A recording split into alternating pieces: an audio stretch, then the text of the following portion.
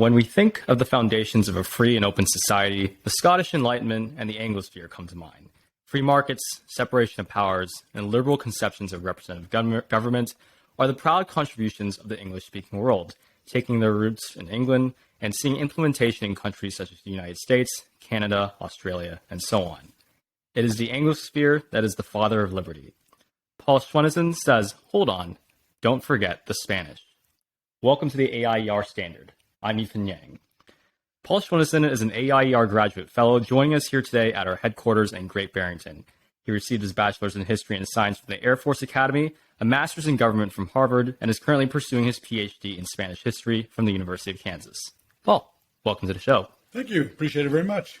So you do make a very provocative assertion, right? You say the Spanish actually do have deep liberal roots. They have many contributions to add to liberty. And I guess I'll be speaking to you as sort of, a layman in a sense. Like the most Spanish history I know is from middle school history class. The only things I can name when I think of the Spanish are the Spanish Inquisition, the galleons that brought gold from the Americas, that kind of stuff. Christopher Columbus maybe, or I think he's Italian, but he went to Spain or something like that.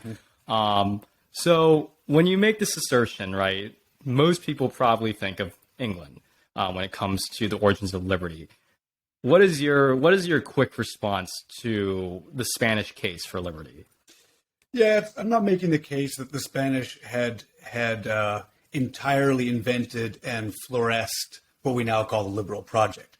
But what I am saying is those of us within the liberal project should perhaps be more attentive to the deeper sort of Iberian roots of what we now consider the Enlightenment and much of what we now consider liberal tradition.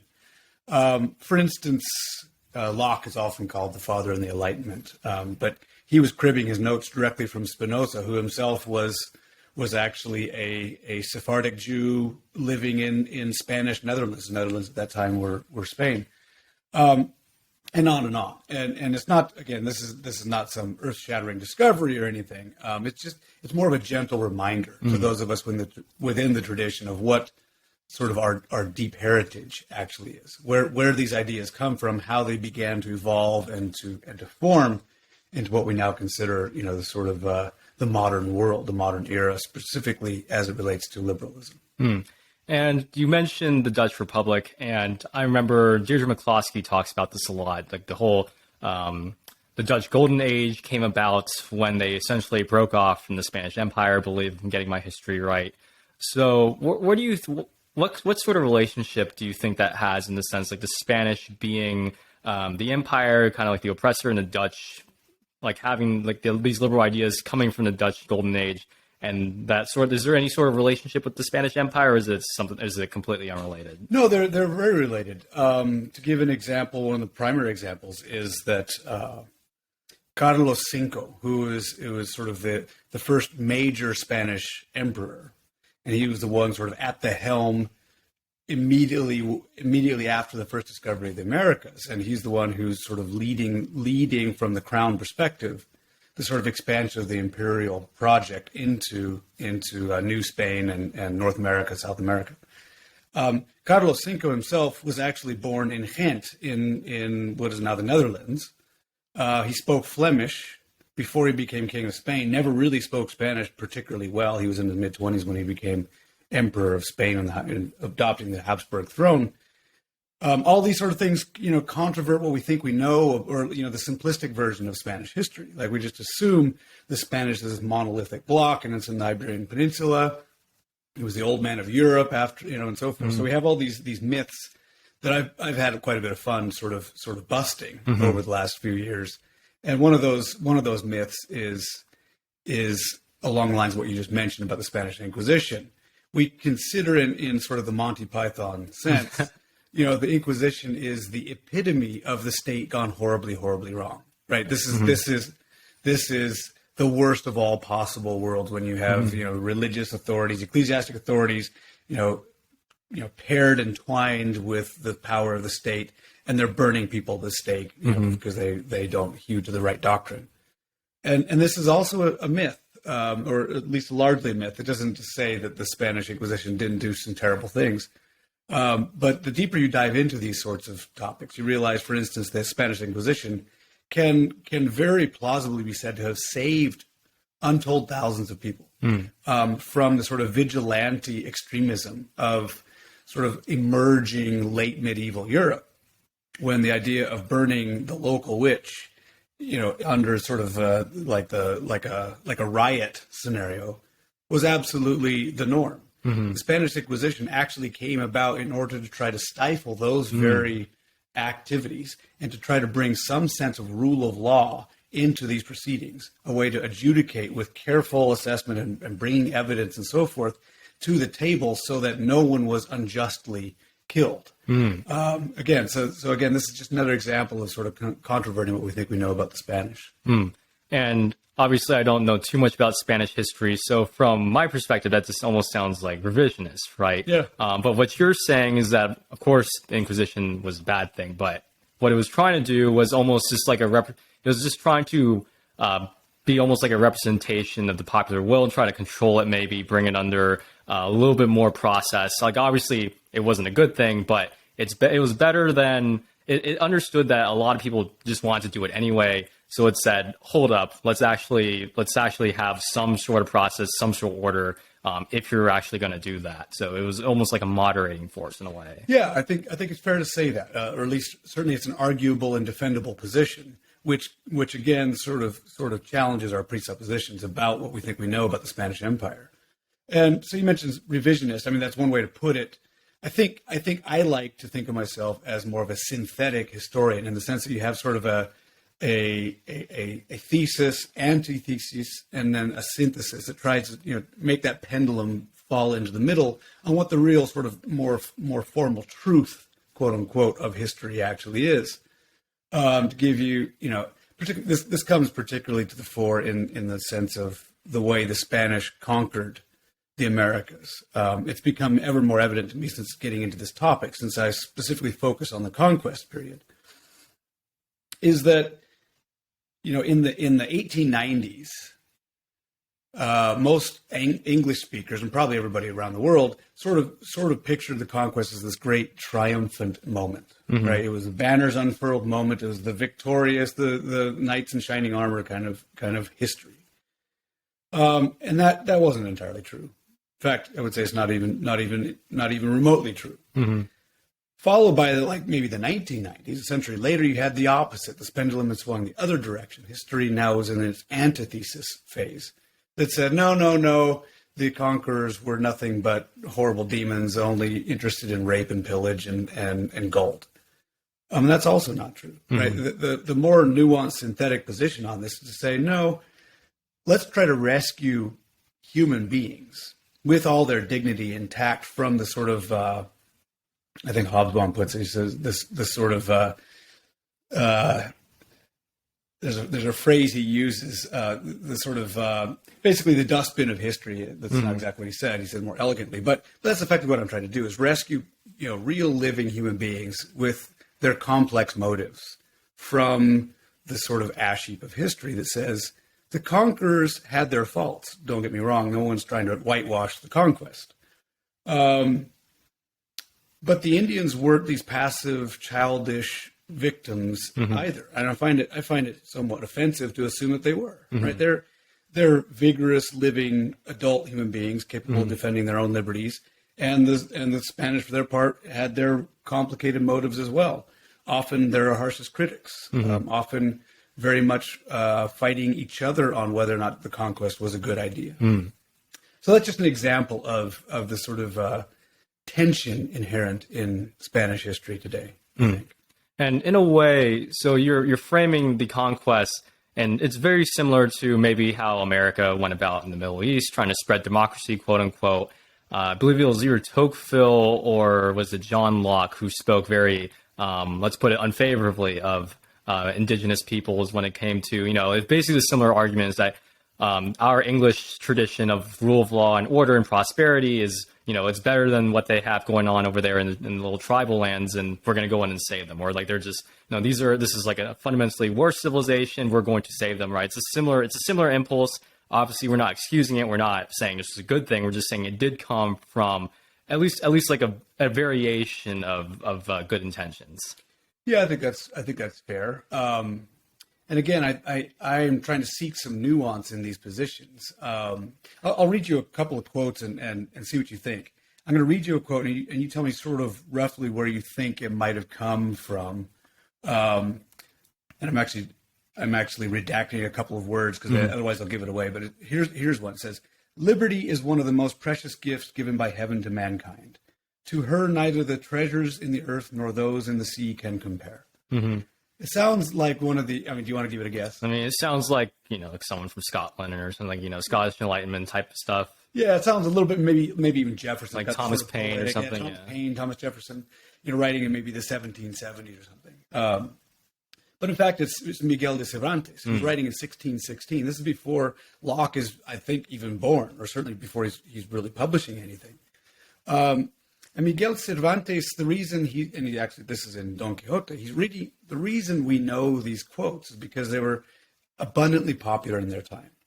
And it's just an indication that when Cervantes was writing he was actually writing in the late 16th century. It wasn't published until the early 17th. But when he's writing and publishing, he finds an audience. He finds a very receptive audience. It's not as if he was just some lone voice in the dark, writing these words about liberty and individuality and so forth.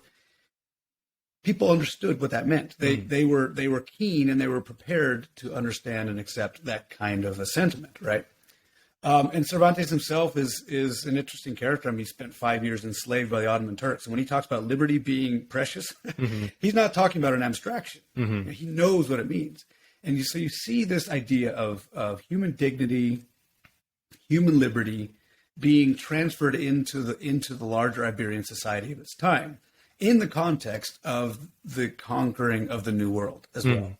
And so you see this very strong division, I would say, within Spanish society that I think we can still even feel today, even though when we look back at Spanish in the 16th century, we just monolithically assume they're all, sort of anti-liberal. But in fact, that's not true, particularly within the ecclesiastic sector, which is also what gives rise to the Inquisition.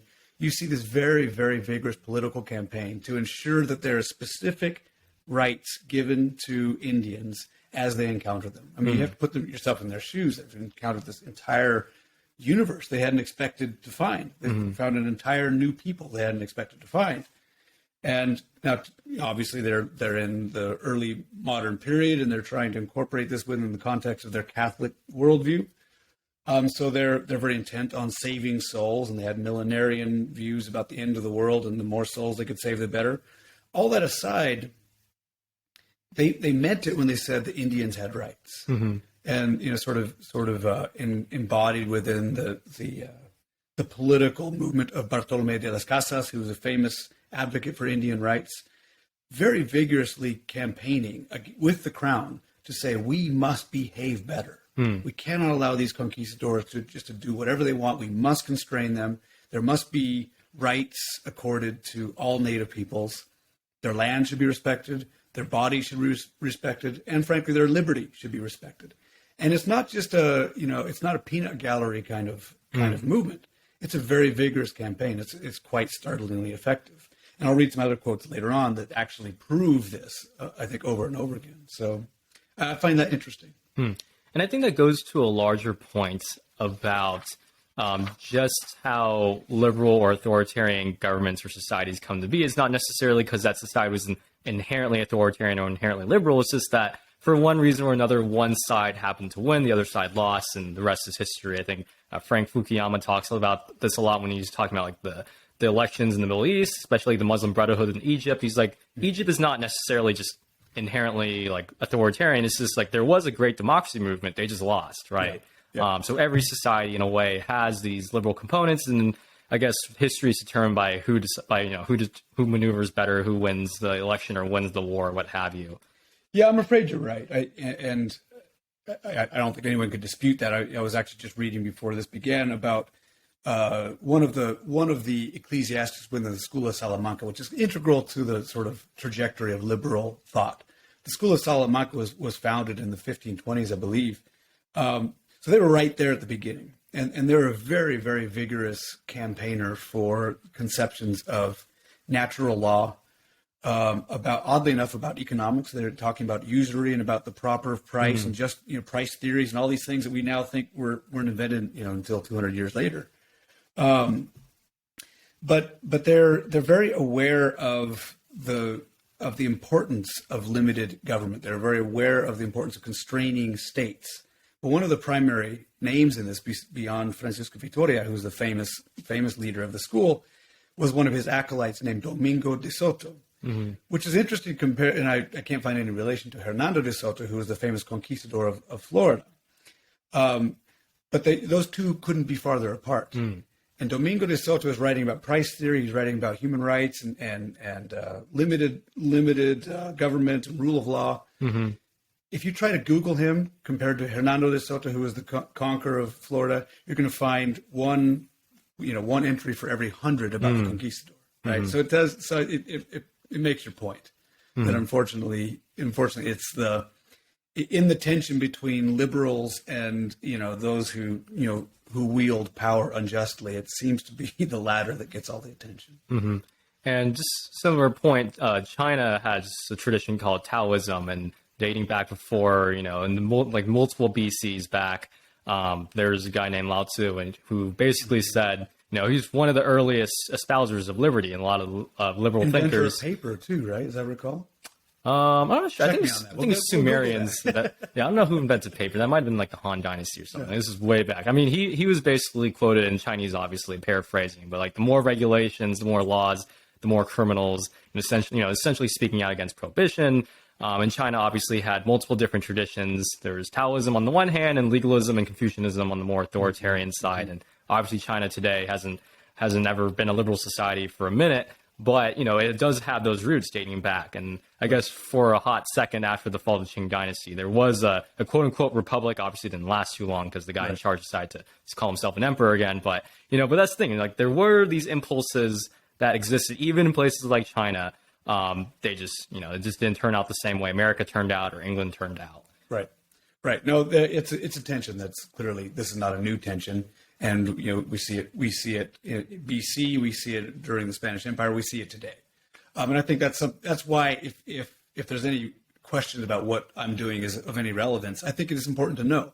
It's important to understand the roots of the liberal project, because it may have some relevance for how we move forward today. I mean, frankly, post Enlightenment, I think the liberal flourishing is on the ascendancy. But that's not a foregone conclusion, historically speaking. In fact, it seems to be the anomaly. And the question is, how do we maintain this anomaly? And maybe understanding that some of those deep roots may help us to answer those questions.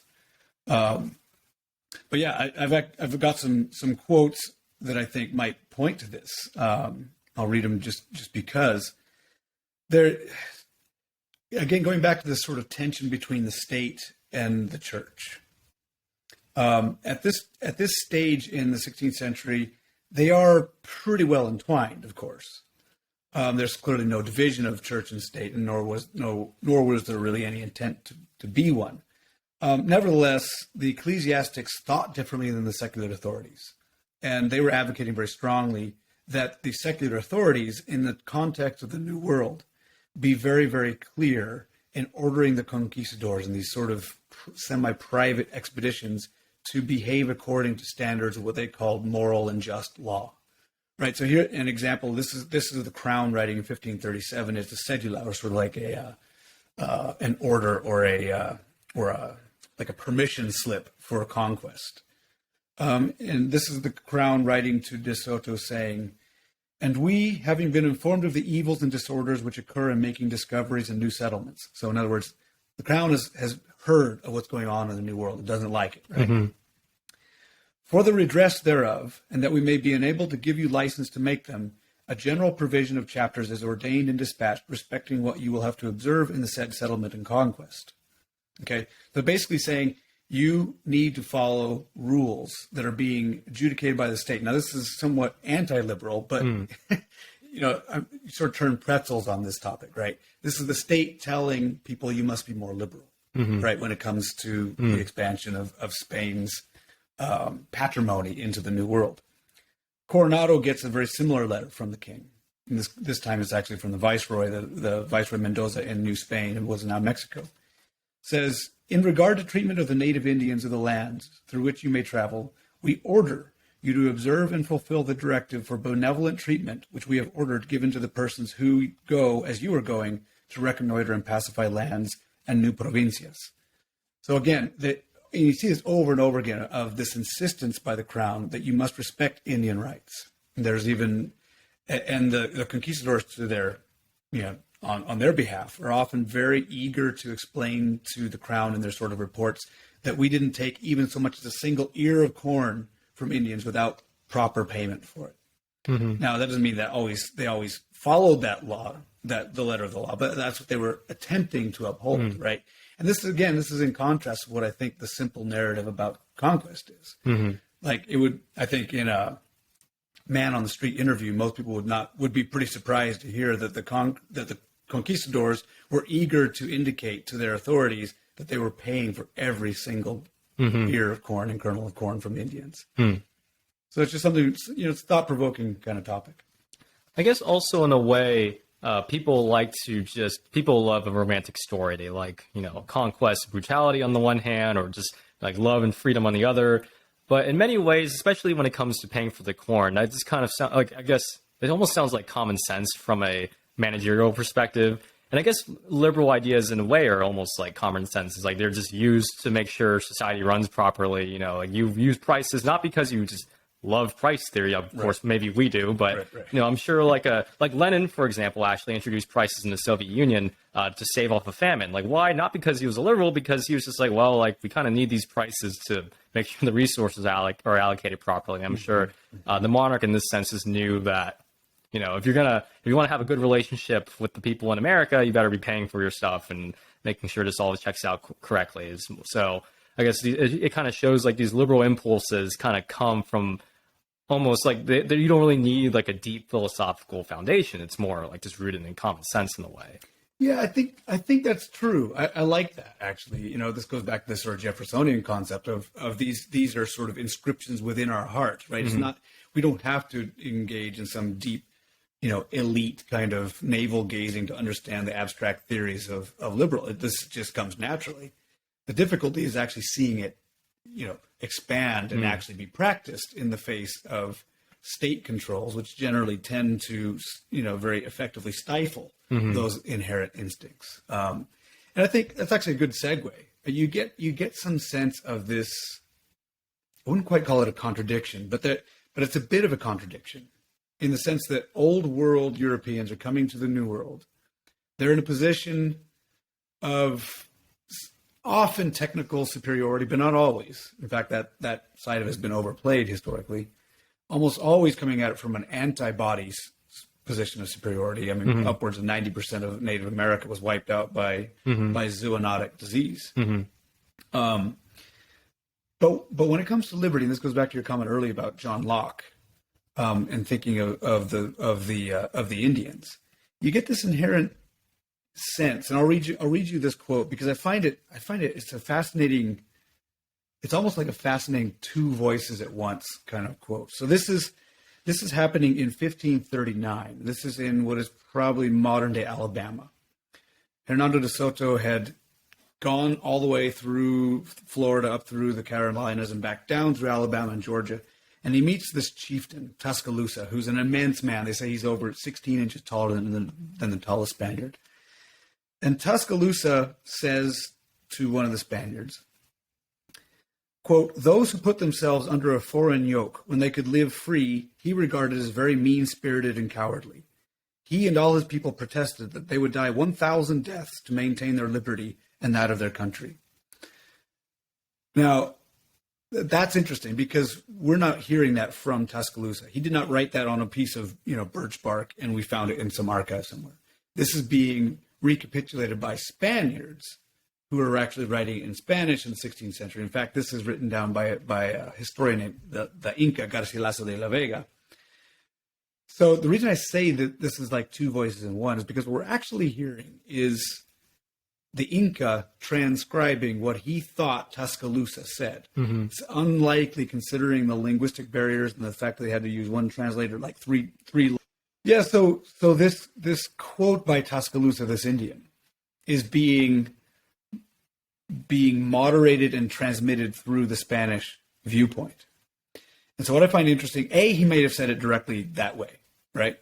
Although it's unlikely, because for one thing, they talk about the yoke of a foreign ruler, but a yoke is an animal term. For oxen, they didn't even have animals back then in North America, domestic animals. So it's unlikely he said that directly. He may have said something along those lines, which again goes back to your point about this is inherent. People understand liberty. But what I find more interesting is that the Inca Garcilaso de la Vega is writing in Spanish to a Spanish audience.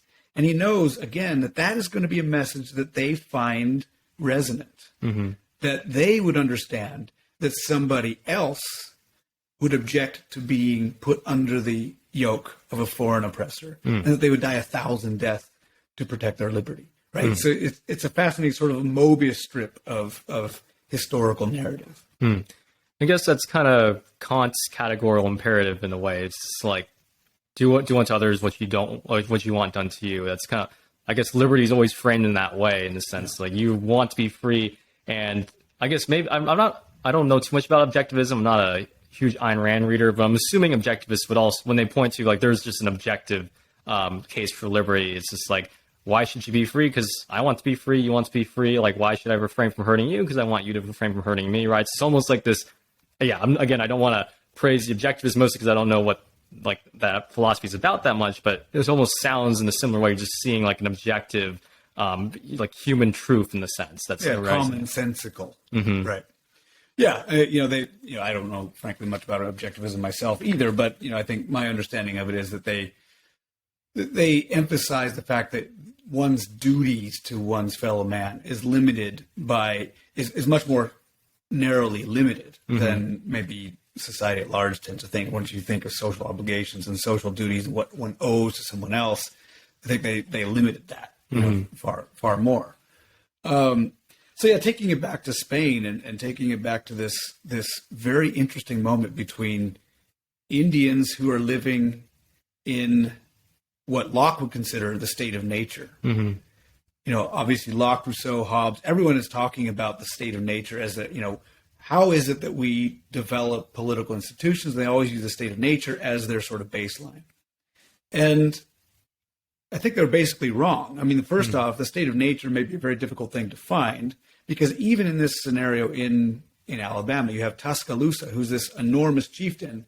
And the Spanish turned the term, instead of a cacique, they called him a curaca, which means he's more like an overlord. The cacique was a term the Spanish used for like a local chieftain, but he was more like a regional hegemon. Which is to say, the Americas were not this sort of noble, savage, Garden of Eden either. He was very clearly using his power. Tuscaloosa was using his power as a hegemon to exert influence and state pressures on otherwise free individuals. And the slavery was not limited to Africa or Eurasia in any way. Slavery was very endemic here. He had this Tuscaloosa had slave of his own. They had brutal stories of them cutting the Achilles heel on captured people so they couldn't leave because they were supposed to be slaves for life, this kind of thing. All of that is just to say that the Europeans are wrestling with this moment. They're wrestling with themselves. The Spanish are wrestling with themselves. They're their own harshest critics when it comes to issues about the conquest. Again, Las Casas is a famous one, but very, very many writers, including conquistadors themselves, are criticizing the trajectory of the Spanish imperial project, saying this is not liberal, or it is not liberal enough. We need to behave better. And that's part of the reason, again, as part of the drum that I beat, is that we as Anglo speakers tend to fall victim to what is called the black legend about Spanish history, in which we again, it's the sort of oversimplification of the Inquisition. It's the oversimplification of this sort of late medieval, they're only interested in crown and glory and gold and all that stuff. It's just not very accurate or fair. And part of the black legend that we have, the sort of dark legend of Spanish conquest, is actually a result of the Spaniards themselves being their own harshest critics, going on the record and saying, this terrible thing happened in this particular place, and it shouldn't have happened. And these stories of violence and of trampling on Indian rights and of illiberalism more generally gets transmitted into England, sort of as a concerted propaganda campaign, because this is, of course, in the height of the religious wars, and anything bad that Catholics could be said to be doing was just fodder for the Protestants in England and so forth. But we haven't really turned loose of that as English speakers. I think our simplified narratives are actually a reflection of that Black legend, which actually comes from the Spanish criticism of themselves. So again, I guess that goes back to the point where you don't necessarily need a deep tradition of liberty, just normal people going about their day, experiencing oppression firsthand, or maybe even being the oppressors themselves, can just shock the human conscience in a way that just says, wait, hold up. Like we need to rethink this a little bit. Maybe perhaps human rights are a good thing, for example. So I want to go back to Cervantes, because you brought him up briefly, and you said that his experience came from Turkish enslavement. Can you talk a little bit more about that? Yeah, he had actually served in the Battle of Lepanto, which is a very famous naval engagement in 1571. He was actually leading a skiff of 12 men in a boat and was wounded. In fact, lost the use of his left arm and his left hand entirely. So hopefully he was a right-handed writer, or we may never heard of Cervantes if he hadn't been. So yeah, he was actually swept up. I forget the exact details. In 1575, he was swept up in some kind of Mediterranean engagement and hauled in chains to an Ottoman slave camp, and was enslaved there for 5 years. It's a long time, and he was actually ended up being, I forget the exact term, but basically freed and purchased by Trinitarians. It's kind of this semi-religious organization dedicated to purchasing or swapping prisoners from, in this sort of moment between Islam and Christianity. Which frankly had been going on for 800 years prior to that. And in fact, much of what we see in the Spanish conquest is actually, more than anything, just a recapitulation of the very, very long tension within Iberia of the Moorish invasions of Iberia in 711 and the Reconquista, the sort of final conquest of the Iberian Peninsula in 1492, which was the big thing in the year. The fact that Columbus discovered the Americas was almost a footnote in Spanish history. For them, the big thing was this was the triumph of Christianity against Islam, and so that sets much of the sort of tenor of the conquest of the Americas. Reconquista and conquest are the one and the same. And then you mentioned how he basically had a big liberal following. You mentioned the sort of criticisms of oppression coming from the Americas, from the people on the ground, basically the arm of the Spanish government. So why didn't Spain really have any sort of liberal revolution until, I guess, recently? There was the whole Republicans versus the Spanish Civil War. I think it was like socialists on one side, fascists on the other. So why didn't these ideas ever come to bear? Why was it always just more authoritarian government until recently? Yeah, that's a fine question, and I can't pretend to have the answer. I would peer at the edges of the answer of that, which is, I think much of the problem stems from the fact that despite the Spanish grasp of some of the principles of what we now consider the liberal sort of project, like human dignity, human rights, rule of law, they were not very good when it came to markets. They were very micromanagerial about practically everything related to commerce. If you wanted to sell a horse in Cuba, you needed to have a special certificate from at least the governor, if not the crown itself, for doing this. And you see, the research I do is just replete with these kinds of constraints on free enterprise. So I think if I had to just pick something out of there, that to me seems like the biggest. That's one leg of the stool that never made it, right? That all the other things don't really work unless you can also combine it with free enterprise. Getting the state away from managing the economy, which frankly didn't happen in England either until well after Smith, and arguably not even today. but it is a matter of degree, and I think that probably goes as far as anything to explain why Spain ultimately became the old man of Europe and ultimately became irrelevant in the sort of Enlightenment and the Industrial Revolution. And I guess I'm not too much of an expert on Spain today, but it seems like their economy is not exactly, it's not a very free economy, say like the UK, and to an extent, and obviously not as free as America. So I'm assuming that tradition of human rights are fine, but the economy is a different story. I'm sure it still sticks around today. I think so. I mean, one might argue that is sort of the malaise that affects all of the southern European states, whether it's Portugal to Italy to Greece and so forth. They all suffer from the same kind of economic problem as opposed to the north. So that may be the case. Maybe some sort of latent vestigial. The weather's so nice; they don't really need to work. It's like there's a convincing argument for that too. So I don't know. Oddly enough, I actually know relatively little about modern Spanish history. For me, I'm looking at American history from the perspective of the Spanish conquest, right? So I'm not interested in Spain as such. I'm more interested in how it is that we came to be what we became, understanding the sort of deep Spanish roots of that initial contact moment between Native America and old Europe. So kind of wrapping this all up, because you said a lot about Spain, and I think there's a lot of universal concepts that really came out of that. So what do you think us as, liberals in the West, liberals around the world, I guess I could say, classical liberals, yes, watching. Especially in the American context. Yeah, right. Obviously, we love to study English history, love to study English political economy. What should we do when it comes to Spanish history? Like, what lessons should we draw from it? Where should we, how should we incorporate it into kind of like the pantheon of liberty-oriented works?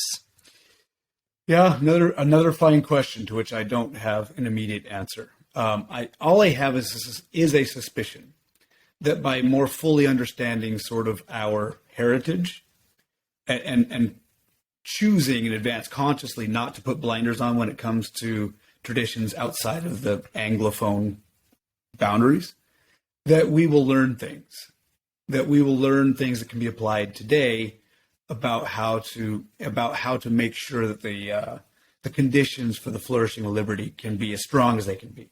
Right? Look for historical failures, look for historical successes, and just be more historically aware as we move forward, and not fall victim to these oversimplifications. Well, I never thought I'd be so fascinated and inspired by Spanish history. It's obviously been, I think, over 10, 12, 15 years maybe since I've touched a history book that's talked about Spanish history. Before we wrap up, I'm actually very curious, since you're one of the few people at AIER who's served in some branch of the military. I mean, you were at the Air Force Academy. So I was wondering, I guess, did you do anything when you got out of it? Did you have a little story to tell? Did you think it affects the way you think right now? Yeah, I think it did. I served 10 years in the Air Force total, did a tour in Afghanistan and other places. I will say this. I've noticed amongst the rest of my classmates from the Air Force Academy and in my career with it as an officer, that libertarianism is strong within the American military anyway. And that wasn't something I was even aware of when I was in the military. I just look back on it now. And I think part of that reason, if there is a reason, is that when you're living within the belly of Leviathan, like there's no more like illiberal institution than the military. When you live in that, you begin to generate a skepticism about the power of planning and centralized command and so forth. In fact, one of the things that makes modern American military so relatively effective as compared to, say, to the Russian system is that it learned quite early on to be relatively unhierarchical, to make sure that we had an NCO class that was able to execute orders in a diffuse and non-authorized way, like they could have the power of their own choices. decentralized execution, they call it. So I think that's one lesson that sort of stuck with me, just the observational experience of living within a command and control society, just the limits of how far command and control actually can go effectively. So I'd say that's one big takeaway. And what part of the Air Force did you specifically serve in? I kind of did everything. I actually started out in the pilot training path. I was slated for a Euro-NATO joint jet pilot training, F-16s. Had ultimately ended up with 4 hours, but my eyes unfortunately went bad on me, and as is often the case with aspiring pilots. And so I went into acquisitions and flight line maintenance, and then on my way out of the Air Force career, I went into the combat rescue officer, sort of special operations side of the house through the pipeline selection program. And so I got to see quite a broad spectrum of what the military can do, but maybe more importantly, what it can't do. And I think that's been a lasting recollection. And I think, again, bringing it back to the Spanish, I think it also oddly generates a very strong appreciation for the principles of human dignity, which again is something that I find over and over again in the Spanish context. It's very important. You can't really be a liberal or classical liberal if you don't start with the idea of individual human dignity as the touchstone, as the foundational block for all the rest of the project to be built on. Paul Schwennesen, AIER Graduate Fellow, thank you for joining us on the show today. Hey, thanks a lot. It was very fun.